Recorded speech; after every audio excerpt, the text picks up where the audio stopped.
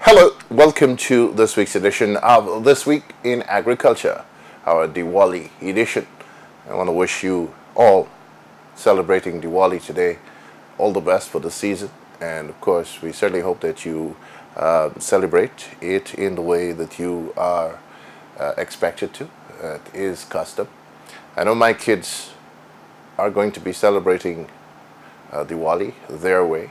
They had us buy them all the necessary paraphernalia that's associated with the season, Diwali and all that, and so they'll be making noise in the neighborhood tonight. Alright, so on this week's edition of This Week in Agriculture, we bring you highlights of Agriculture Minister Zulfikar Mustafa's outreach to Region 2, 3 and over the weekend 5, as he sought to listen to our farmers and talk to them about what is happening in terms of agricultural development, the contingency plans being employed to mitigate against the current dry spell. We are expecting some rainfall towards the end of this month, all through December and January. But according to the weather forecast, it's going to be a drier than normal wet season. So you're not going to be having excessive rainfall. I think they're saying no more than 2 inches at a time. So, you know, it's going to be less wet than usual. But of course it allows for the conservancies and the reservoirs around the country to be refilled, and so that we'll be able to enter into the next dry season, February, March, April, and then you go into that other wet season. So it is expected that this dry spell will be over in a month, the current one, and then you'll have a drier than usual dry spell at the end of this wet spell that we'll be having. This drier than usual wet spell that we'll be having come the end of this month through December and part of January. So a lot of plans being laid to ensure that our farmers are not left without irrigation for their crops. For both rice and cash crops, I know our rice farmers are all set. Their lands have been prepared and they're all set to sow. So basically they're waiting on the rains. But in the meantime, the Ministry of Agriculture, through the National Drainage and Irrigation Authority, they've been making plans, putting systems in place to ensure that water is sourced for the nation's farmers. In the MMA scheme, they're going to be having an irrigation period that is going to be 10 days in duration, where water is going to be available for irrigation. The system is currently being primed. For those of you who know IR3, and that's on the Onvawak Road. You go down there, you look at the water, you see it's a bit high, because they're priming the system to start this 10-day period of irrigation for our rice farmers in West Berbice. In Essequibo, we'll be hearing about the measures rolled out by Agriculture Minister Zulfikar Mustafa. These measures were outlined by him during his visit to Region 2 this past week. He also visited Wakenham and Legwan, and again explained to farmers some of the things that are going to be happening for them in terms of irrigation. In Region 6 also, farmers are being assured that all systems are in place. There are 4 pumps that are going to be operating to provide irrigation water for farmers all across East Berbice. So the Ministry of Agriculture is on top of things, so you need to breathe easier in terms of where you're going to get some irrigation water for the crops, for this first crop sowing for 2024, and well, all things associated with irrigation. We're having a dry spell, but it's not that bad as yet, so you don't have to worry. The Ministry of Agriculture has got you. Alright, this program is produced by the Communications Unit of the Ministry of Agriculture. I'm your producer and host, Christopher Holder. We will be back after these messages. The Ministry of Agriculture is warning members of the public that it is illegal to dump garbage of any kind near to or into drainage and irrigation waterways across the country. The NDIA, the agency tasked with the maintenance of drainage and irrigation in Guyana, has noted that there is an alarming increase in the incidence of garbage getting into DNI waterways and causing blockages in the first instance. But worse than that, the garbage that includes clothing, rotting carcasses, pieces of wood and metal gets past protective grills of the critical mobile and fixed pumps, resulting in damage to the pumps, which have to be taken out of service for repairs, placing communities at risk, especially during the rainy season. The Ministry of Agriculture notes that when this happens, millions have to be spent on repairs to the pumps and on clearing the canals of debris thrown there by irresponsible citizens. The ministry warns that rangers of the NDIA will be on the lookout for those engaging in this illegal practice. Persons caught will be made to face the full force of the law. A message from the NDIA Ministry of Agriculture.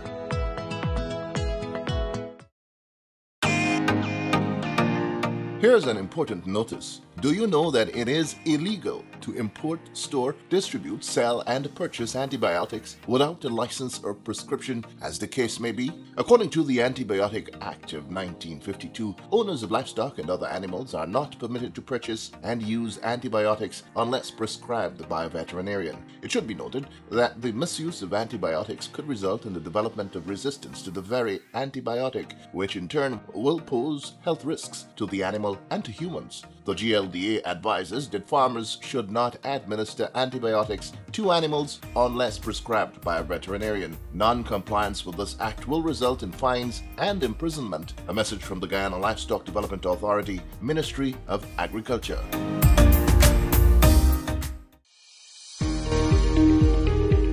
The National Agricultural Research and Extension Institute offers specialized services to Guyana's crop farmers. We conduct research and provide extension and quarantine services to ensure Guyana's food and nutrition security, sustainable agricultural development, and income generation for our farmers. We assist farmers to adapt climate-smart technologies, and at a subsidized cost, farmers could now purchase shade plastic, shade mesh, and irrigation sprinklers to avoid crop loss from the effects of climate change. Our organic soil enhancers are inexpensive and a viable alternative to imported brands. Farm certification, import and export permits for agricultural commodities, soil testing, pest and disease management, among other services, are provided free of cost. Farmers can access quality planting citrus material at our 9 plant nursery locations. We are working with Hope Estate and other stakeholders to resuscitate the coconut industry. For more information, visit our website or call us on telephone number 220-2841, 220-5730.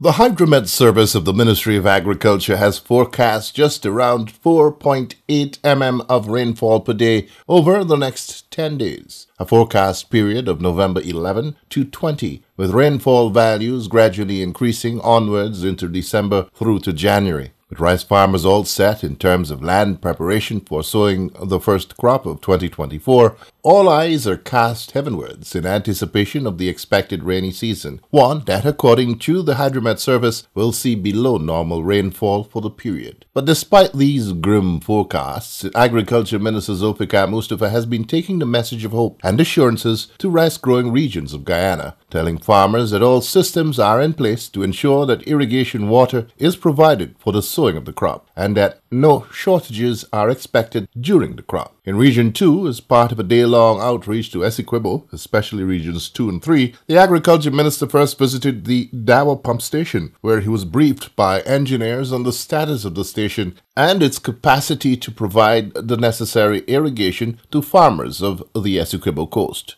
Where we have 4 pumps working, I'm hoping that within another 5 to 7 days, we can have an acceptable level of water so that farmers can start to get water into their land.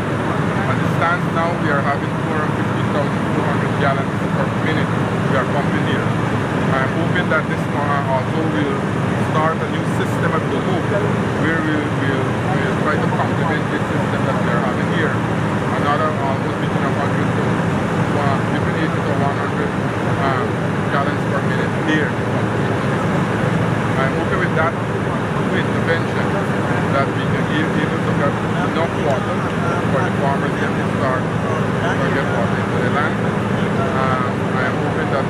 be on schedule, because we know for a fact that we've been mid-November to the mid-December in the sowing period. I'm hoping before the mid-November they will have enough water so that we can get on to the land to start. So I'm very optimistic. That is why I came myself here today with the head of NDIA and other technical officers so that we can monitor the situation. I'm going out now to meet with the farmers and the farmers organization on this side so that we can discuss and have farmers monitor the situation. Our farmers in the group are water users and the artists so that they can work together to get this matter resolved.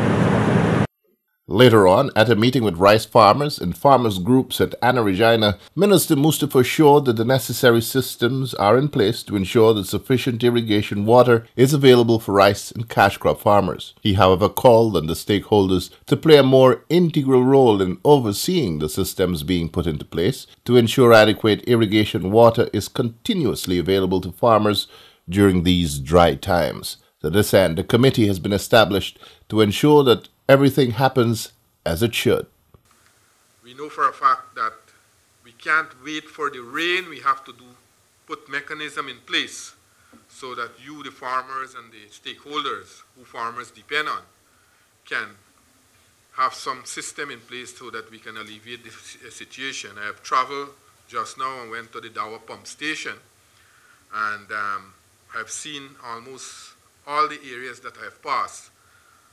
Lands were prepared and people are now waiting for water irrigation. I am hoping that within the next few days we can have the system, the water level in the system raised substantially, because what we are doing right now in the Dawa there, we are pumping almost approximately 215,400 gallons per minute, hoping that we can get that system top up substantially in another 5 days from now. Also what we'll be doing, I have instructed, and the NDIA head will be here just now, I have instructed that we look at a system at Good Hope area where we can also have some pumps there to top up the system from that end. I'm hoping that that mechanism can come into place in another day or two, and we can have the system boost up from that end. So all in all, the main focus now is to have irrigation for the approximately 32,000 acres of land that are available to plant on the SKO or in region.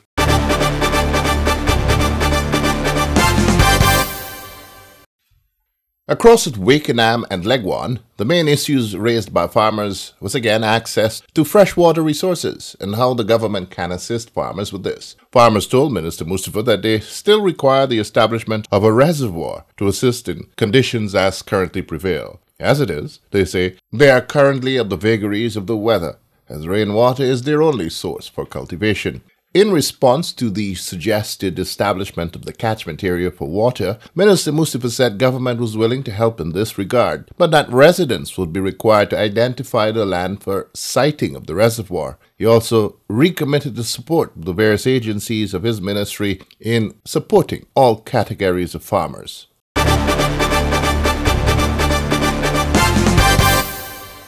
On Saturday, Minister Mustapha and team from the Ministry of Agriculture met with farmers of number 10 village, Mahaika, to discuss issues facing them at this time. While recognizing the support the government has given to their communities and the rapid development they are witnessing, farmers sought the ministry's intervention in the area of irrigation infrastructure, especially in light of the current drought-like conditions. Minister Mustapha, in his remarks to the residents after listening to their concerns, assured that government is aware of the challenges the current dry weather poses to the nation's farmers, but that government has put systems in place to mitigate against these challenges. Look, we have to set timelines.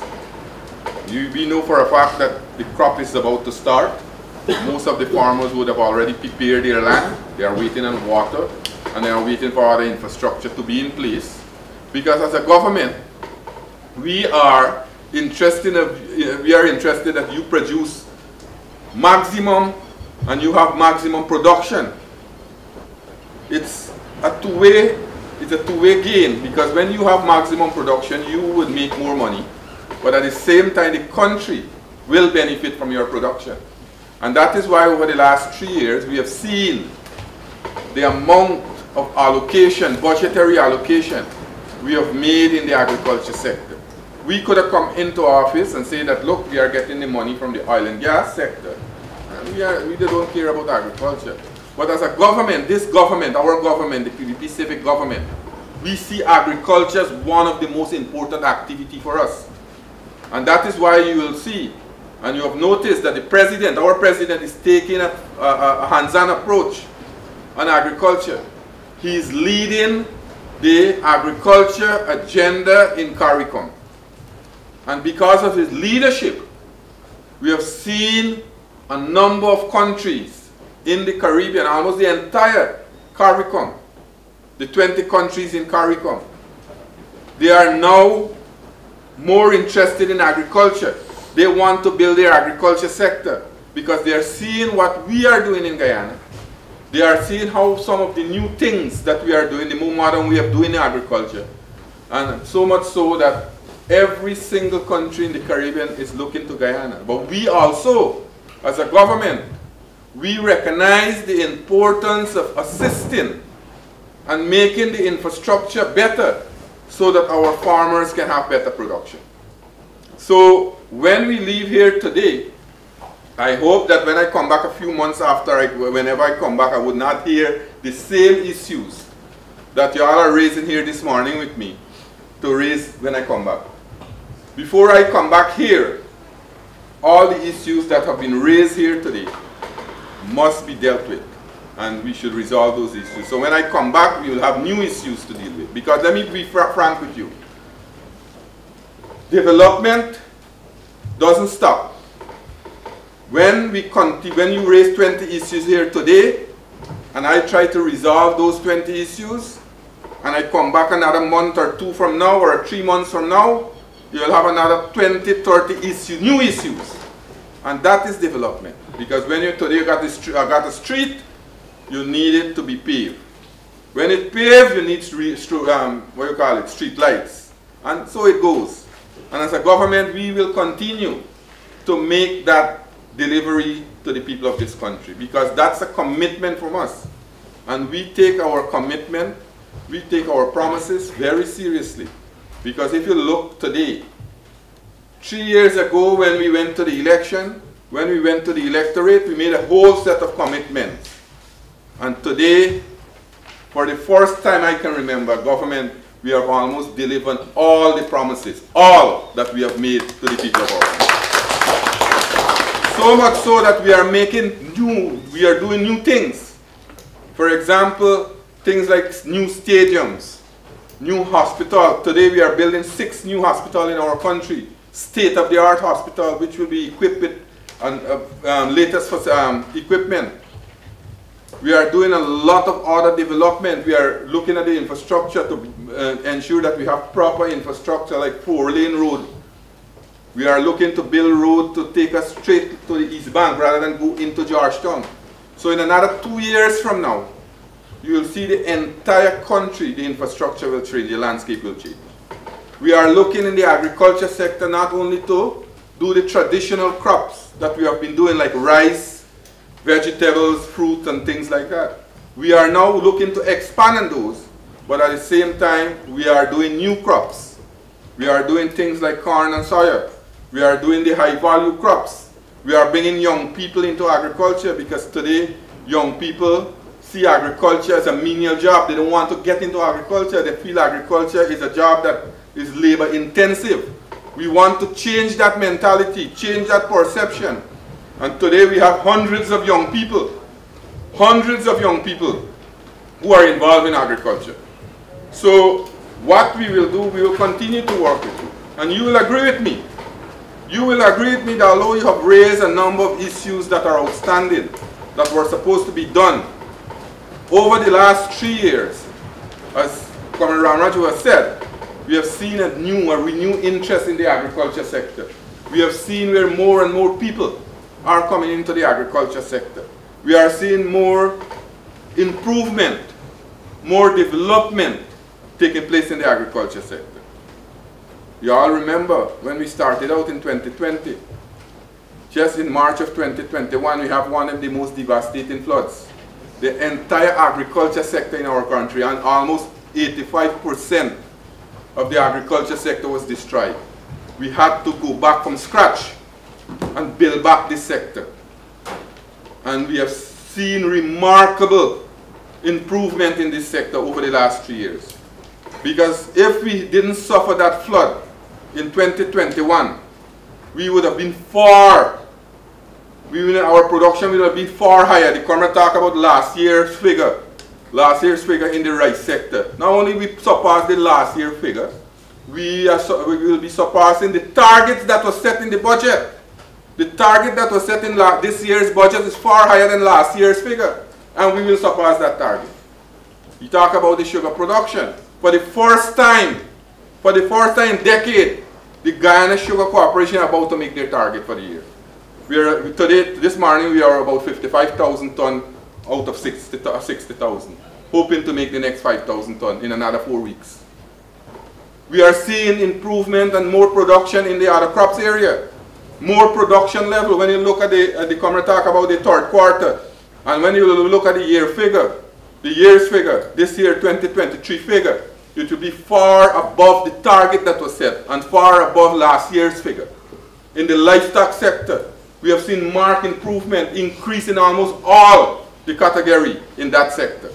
So we are moving, you might not see it, but for you as an individual farmers, you have irritants that are irritating you and is hampering your productivity. And we will work with you. For example, these issues that were raised here this morning, a number of those issues will be addressed, and we will work with you to address the other so that we can have the kind of infrastructure in place for you to plant. Now, as I said, we have to sometimes change the way we have been doing things. Some of us wants to do things how we used to do it 20 years ago and expect to get better results. That can't happen. We have to change it how we're doing it. You know for a fact, last year, we gave $1 billion for fertilizer to farmers. The president just announced again $850 million will be going back to the farming community for fertilizer to farmers. Right? $850 million. I have instructed NRE that we have to work with the cash crop farmers, this comrade represent the cash crop farmers, to give them as much planting material as possible. This year in the parliament, we had supplementary budget of 80 million? 69 million to improve the 11 nurseries that we have. We recognize that if we want to be an agriculture powerhouse, we can get nurseries that is anemic, get a few plants, 100 or 1,000 of plants. We got to get millions of plants. So what we do now, what we are doing, we are now expanding those nurseries. But besides that, the nurseries that we have in this country can give us 1 million plants, because these are physical things. What we are doing, we have signed a contract with an Indian company called Terry Group, and they are now working on a tissue culture lab. That tissue culture lab will have planting material for you, the cash crop farmers, in a large quantity.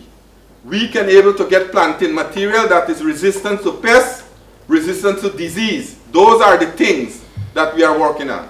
Later in the day, Minister Mustafa and team met with residents and farmers at Bath Settlement, West Coast Berbice, and later with farmers and residents of Ithaca, West Bank Berbice. At Bath, Minister Mustafa first listened to the concerns of those in attendance and later brought them up to date in government's plans and programs to ensure that the agriculture sector in Guyana gets all the support for its growth and modernization. Open up new rice land, open up lands for cattle, open up lands for cash crop farming. Now we are doing new pastures. Right now as I'm speaking, 2 new pastures area we are working on, right? 3 at Cabo and where are the 2? Davis, 50 acre and Cabo. So farmers can have more opportunities. We are looking to enhance this scheme. This is the largest agriculture scheme in this country. We wanted to ensure that farmers use it to its capacity. For example, rice farmers. Only about approximately average 80,000 acres are being planted here. But this scheme has the capacity to produce almost 100,000, over 100,000 acres of rice. But we are not utilizing it. And then you have the conflict. You heard the lady talk there. So somebody, some illegal person plant her land. I didn't know it. We got to deal with it at the MMA area, right? So no, the NDC, MMA respond for land here, right? All state land. All our state land. So we have to deal with that one. But comrades, the issue that you raise, individually, I will not pronounce on it. If I told the comrade to build bring an estimate and give the comrades them, well, we have to be sometimes honest with ourselves to comrades. You agree with me, right? Yes. You agree with me? So we can't inflate costs. You have to be careful. So I'm still holding to my word that I told you. Bring a realistic estimate, and I will ensure that GLDA help you. If they can't help you all, they will help you a percentage. Right? Let us be honest with ourselves. Now, tillers, things like tillers, the comrade raised, I want to tell you, yes, I'm willing to give tillers, but I want to give tillers to a group. Only one person must benefit from this thing. If you have a small group, yes, I will give a tiller to that group. And I have been doing that. Recently, I give tiller to area in number 5. I give area to Bushlot. And I will give you all. I will give you all tiller. I will give you all gardening tools. So I don't know who walk and collect people's names, right? But that is wrong. What we are doing, let me be frank with you today. So when I leave here, you'll get a clear understanding. I will give you all tools, but I prefer to give it in a group where maximum people will have benefit. Right? You all agree with me? And young man, yes. If you can help me get a group, I will give you all a set of tools. I want to make that commitment for you, including tiller. Right? Including tiller. So I will not give you alone a tiller. I will give a group, a small group of tiller. So a few farmers can get use of this. Right? Good. The other issue comrade raised about dam. Which farmer damaged the dam? You have to deal with it. Right? Whosoever damaged the dam, call in the police, get the farmers to deal with it. Demand, ensure the dam is correct. Thithika, the issues raised were similar in nature to those raised elsewhere, with the Agriculture Minister pledging to have those issues addressed immediately. I came here a couple months ago, and to date we have expended almost $50 million to do DNI work in Ethiopia. And all the issues that you all would have raised at that time, we are trying our best to address it. And we will continue to address those issues. Now, there are more works to be done. Now we have to prioritize these works. The last time when we came, I believe we went somewhere over there, right? The next over, right? And there were a number of requests that were made, and I told NDIA and MMA that we have to deal with it, and they have dealt with it. Now there are new issues. Now what I will ask that our officers from NDIA and MMA go with the farmers and look at the areas, look at the issue and prioritize it. So I will not give instruction now that we go in and do work in all the areas. We now will prioritize what work are necessary and more important for you all to be done. So which canal has to be done first, which dam has to be chipped first. I want to assure you that I will do the chipping of the dams urgently. Right? So MMA, Mr. Ramjit, will be responsible to work along with you all. Those areas that need excavation and clearing of canals, we'll do it for you all. But we have to prioritize it. So I need you all to form yourself in a small group. Now, the technical officers, I received complaint at number 7 just now. We get to deal with our technical officers to make them more responsive. I've been saying these things all around.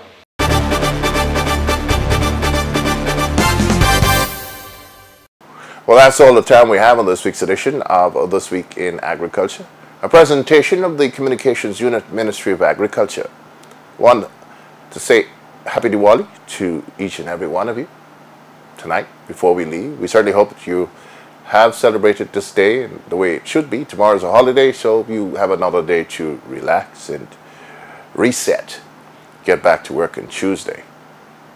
On behalf of the entire team then, best wishes for the rest of this Diwali and of course the week ahead. Be good to yourselves and to each other.